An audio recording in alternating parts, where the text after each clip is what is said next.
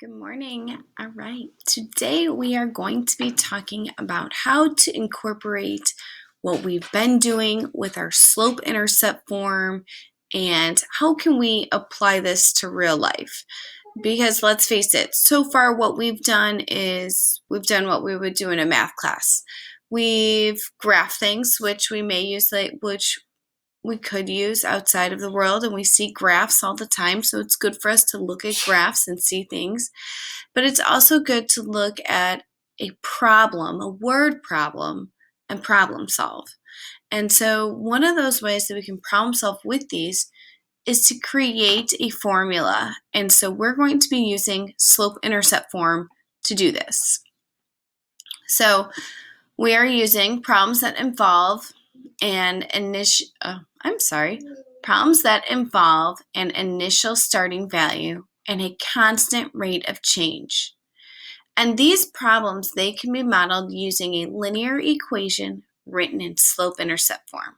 So anytime, and this happens in real life all the time, anytime there's an initial fee or an initial value, and then there's a constant rate of change, meaning you have to spend, for every month you have a membership, every month is $5 extra.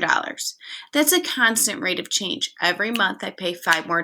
Every month I pay $5 more. That's your constant rate of change. Everything has a lot of bills that you get when you're older have these constant rate of changes. And so it's how can we incorporate that to what we're learning in math class? So rate of change. We know what rate of change is. We've used rate of change and constant rate of change. And we've talked about how they have 5 different names. But in reality, it's always the slope. Okay? Sorry, one moment. My daughter's talking to me. Can you go ask your father?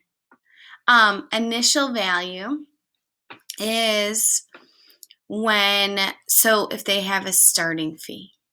Okay, so a starting price or starting amount, an initial value.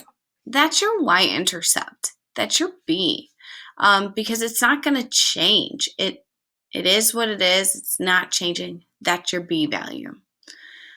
Then we talk about independent variable and dependent variable. The way that I remember independent and dependent, independent starts with an I, so it's my input. Input and independent are always my X values. Okay? Independent is what you've decided it's changing to. So if it's you get caught, it costs you $5 per month. Well, I'm going to be changing however many months I pay, and that's going to be my input. And my total price is going to be my dependent value, which is my Y. It's what I get out of it. Okay? All right. So then let's go ahead. Let's use this constant rate of change. Let's use this slope-intercept form and try and solve these problems. So I have these A through D right here. And what this will do is this is going to help us, by answering these questions, it's going to help us answer the actual question. So number 1 says, a computer repair shop charges $25 fee in addition to $40 per hour to service a computer. Write an equation to represent the total cost to service a computer and identify your variables. Okay, so let's look at what's changing, what's our initial value, and things like that. So what's changing? So let me grab my highlighter up here. All right, so here we go. So it says a computer repair charges a $25 fee in addition to $40 per hour. So I have a $20 fee and I have $40 per hour. So if I'm looking at that, what can change? Well, my $40 per hour. And the part that tells me that is the fact that it has per hour. That means that every hour I'm going to be spending $40 extra. What's my initial value? What are they charging me no matter what? they're charging me $25. What's my independent variable? So what am I going to be putting in? What's my input? My input is the number of hours. It's usually what's connected to my rate of change. So my rate of change was $40 per hour. So that means that what's next to my rate of change is my X value, which is my independent value. So my independent variable here is number of hours. Dependent variable is what I get out. So what does all of this help me find? This helps me find my total cost. So now let's take this and let's take all of this information and put it in slope-intercept form. So first, it did say identify your variables. So let's go ahead. Our variables are X, and it's really important that you do that so that you can always refer back to what you've solved to figure it out. So our X is our number of hours, and our Y is our total cost. Then it asks us to write an equation to represent the total cost. So it's not actually asking us to find a total cost. It's just saying, write the equation. So I'm going to plug in all of this information. My rate of change is my M. My initial value is my B. So my slope-intercept form would be Y equals 40x plus 25. Okay? So what does this do for me? What's the point of this? Well, the point of this is that if I'm given a problem like this, I can figure out how much it's going to cost me once I know how many hours it is.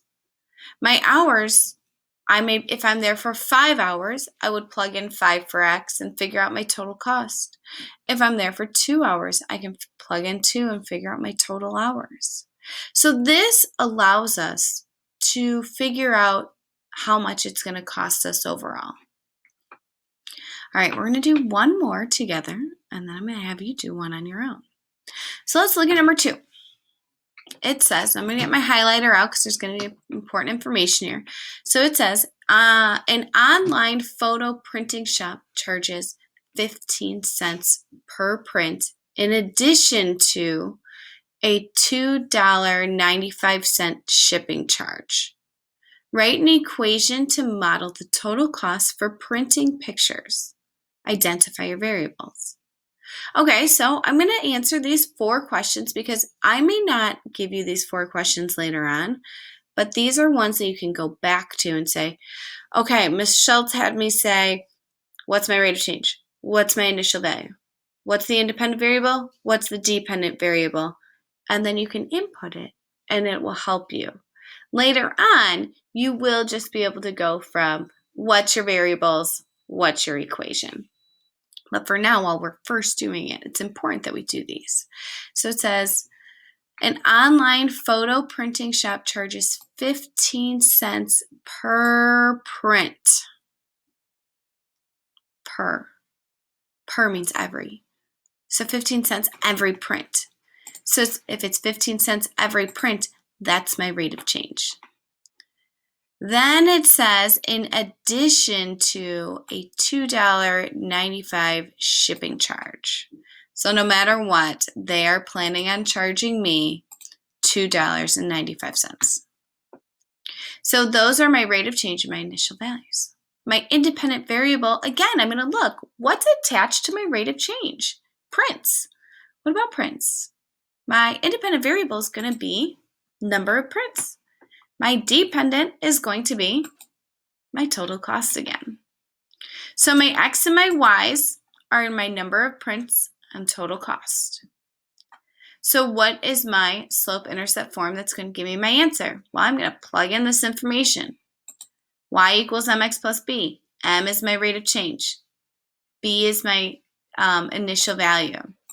And I get Y equals 15 cents per print, Y equals 1500 X plus 2 9500. Okay, so that's that one. So what I want you to do is I'm going to put these 2 up here, and I want you to pause this video and go ahead and try this problem, and then I'm going to go ahead and go through it when you're done. So when you're done, hit play. Okay. Hopefully you hit play. For this number 3, it says Mark bought a season ticket to the ski resort for $395. However, he must pay $25 to rent skis each time he goes skiing. So this is a little bit of a different format. It says it a little different, but the thing that is going to be a repeating charge here is going to be your $25 per visit. So because it's each time he goes skiing. If you used a different term there, that's okay, but $25 per visit, $395 initial fee. Your independent and your dependent are the number of visits and your total cost, which gives you the slope-intercept form of 25x plus $395. Number 4 just uses bigger numbers. It says Jade bought a car with 23,000 miles on it, and she determined that she typically drives 12,000 miles per year. So right there, that one gives you the per year. So that one tells you right away it's 12,000 miles per year. And then the second one is 23,000 miles. Independent is number of years, and dependent is mileage. So therefore, my X and Y's are number of years and mileage. And my slope-intercept form is that. Okay. We're going to do a couple without these side, over here, these side questions, and we're going to see if we can just go straight to this. And then we're going to apply it. So let's turn the page here. All right, so this one says a truck rental company charges $19.95 to rent a truck plus 24 cents per mile driven. So right here, it automatically charges that, and this is happening every mile. This is a real life situation. Find the cost to rent a truck for 188 miles. Ooh, they gave us another number. But if we look, this third number deals with what the question is. It's saying find the cost that it'll be if the truck goes 188 miles. So let's first think, always first come up, what are my X and Y's? Your X is going to be your miles, your Y is going to be your cost. I know that because my rate of change is per mile, so therefore my X is going to be miles. Using that in these first two numbers, my initial charge and my rate of change charge, I make my slope-intercept form. Once I have that, then I'm going to start answering the question, because this question doesn't say what's the equation. It says, how much is it going to cost if I got to go 188 miles? And so I plug in 188. I make sure to do my order of operations and multiply first. And then I add together. And I find out that the total cost would be $67.07. Okay. Number 2 here, another real life scenario. Ava started a savings account with $500. That means her initial is $500. If she plans to save $75 each month, find the total balance after 2 years. Ooh, something's tricky here. Did you see it? Months? Years? Huh? Hopefully you saw it. So our X and Y's is months and our total saved. Okay. Our slope-intercept form is the Y equals 75x plus 500.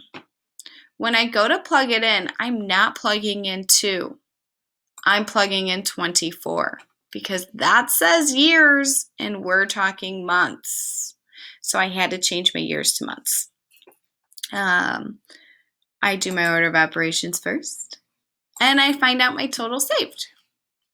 So these slope-intercept forms actually help us with these problems. Now, many of you are probably saying, Ms. Schultz, can't I just multiply it and then add it? Well, yes, that's what we're doing this whole time, except we're putting it like this so that in the grand scheme of things, I can actually graph it as well.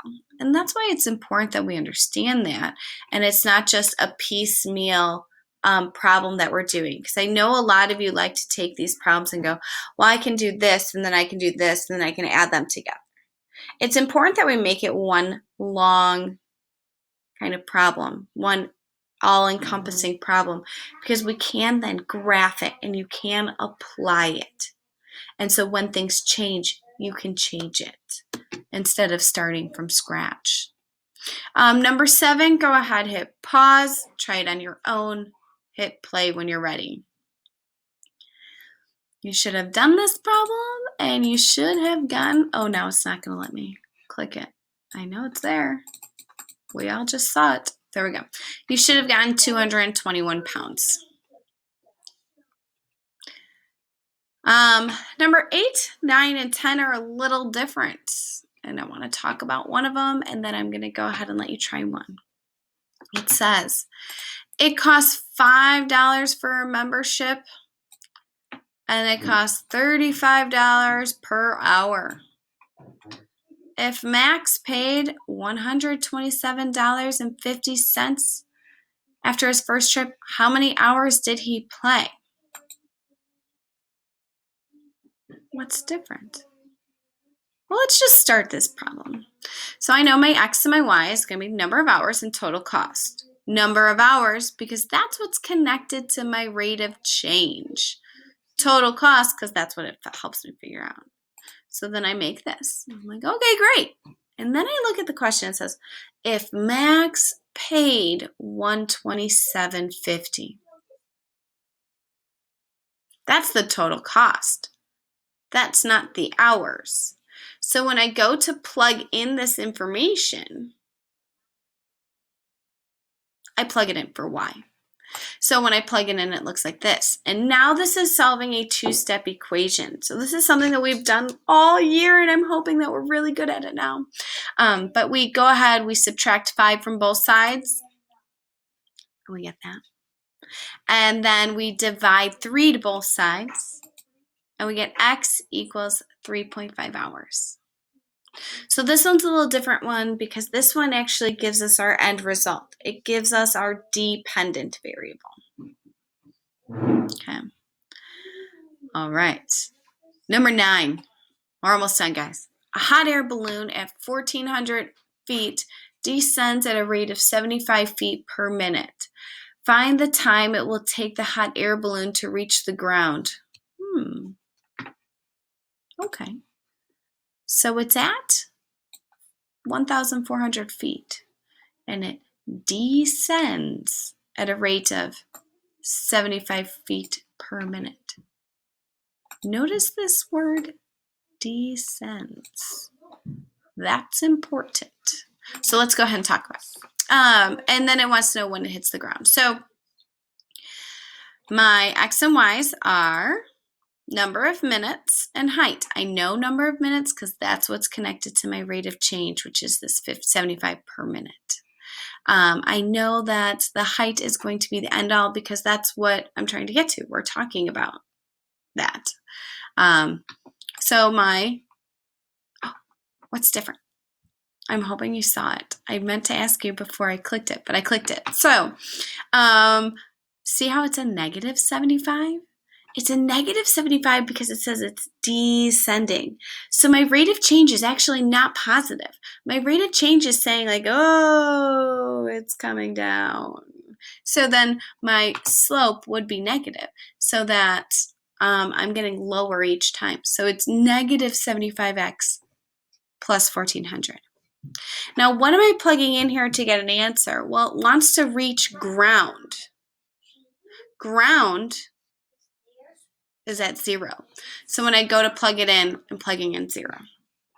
Now, a lot of you guys, when you have 0 on one side, you get a little nervous, but just remember, if I'm just subtracting the 1,400, hold on. Hey guys, can you go to the front room or the other room? When I subtract 1,400 to the other side, it's just a negative. It's not a big deal. 0 minus 1,400 is negative 1,400. Then I divide negative 75 and bam, actually get a positive number. I get 18.6 repeated. We know that 0.6 repeated is 2/3. We know that 0.6 repeated is 2/3. You can also change that into seconds. So it could be 18 minutes, 40 seconds, or 18 and 2/3 minutes. All right, go ahead. Give number 10 a try. Hit pause. Do number 10. See how you do. Let me know. All right. You should have hit play. And you get number of hours is my X, and my cost is Y. My slope intercept form is here.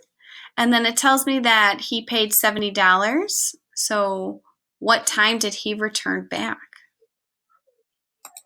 Well, I plugged in 70 because I know that that's how much I paid. That's my total cost. Then I went to solve it, and I got this. I'm like, okay, 6 hours, 6 hours. Nope, that's not the answer. It says, what time did he return back? Well, what's 6 hours later? Well, he started at 11. So then he returned 6 hours later, which is 5 p.m. All right, that's all for today. That is applying slope. Hopefully you did a good job, and I will see you another day. Bye.